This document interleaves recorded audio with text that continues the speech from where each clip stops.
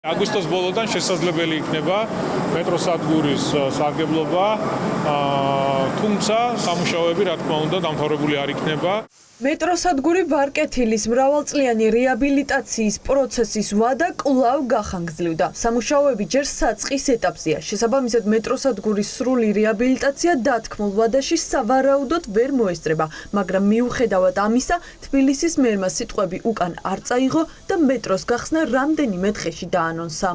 აგვისტოს ბოლოს უკვე ის სამუშაოები, რაც ახლა მიმდინარეობს, იქნება დამთავრებული და შევძლებთ უკვე მგზავრების მიღებას, თუმცა ეს არ ნიშნავს იმას, რომ პროექტი და სამუშაოები იქნება დასრულებული. სარემონტო სამუშაოების დამთავრებას წლის ბოლოსთვის უკვე ჩვენ შევძლებთ და სადგური უკვე მთლიანად რეაბილიტირებული იქნება. მუშაობთ იმაზე, რომ მოხდეს მეტროს სადგურით 1 საათით ადრე დახურვა და 1 საათით გვიან გახსნა იმისთვის, რომ სამუშაო პროცესი იყოს გახანგრძლივებული.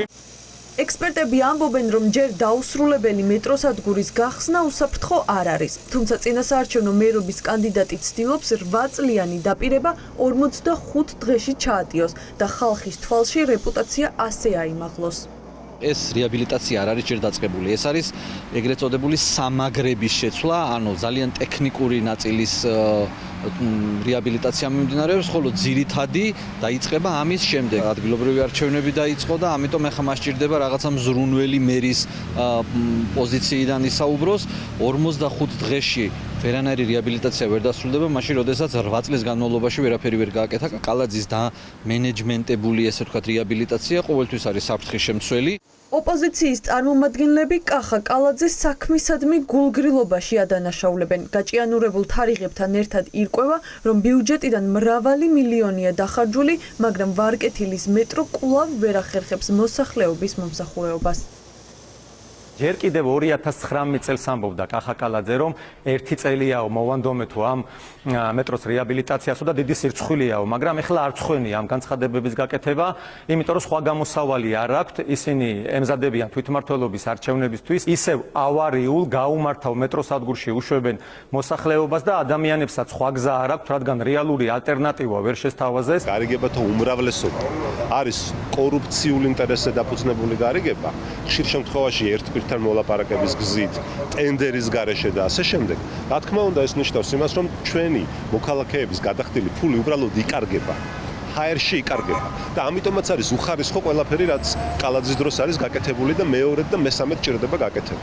ვარკეთილის მეტროს ჭერი ეს არის სიმბოლო კალაძის მერობის. თბილისელებისთვის უკვე ოცნება გახდა იმ დაპირებების შესრულება, რასაც თბილისის მერი წლიდან წლამდე გასცემს. ვარკეთილის მეტროთი უსაფრთხოდ გადაადგილება მოსახლეობისთვის მას შემდეგ ჩაბარდა წარსულს, რაც 2018 წელს ახლად რეაბილიტირებულ სადგურში ჭერი ჩამოვარდა და 14 ადამიანი დაშავდა. მირჩევნია ხანგრძლივად იყოს დაგეტილი და სრულყოფილად გაკეთდეს ერთხელ და სამუდამოდ, იმიტომ რომ არაერთი შემთხვევა იყო, რომ გაკეთებული ისევ ჩამოიშალა, ჩამოვიდა, ჩამოინგრა, კორიზირებულია მთლიანად ის შიდა მეტალები და არ მინდა რომ ხალხი მშვიდობიანად მინდა რომ გრძნობდეს ამ მეტროში თავს, როცა გაიხსნება. იძულებული დავდივართ ტრანსპორტზე გადავდივართ.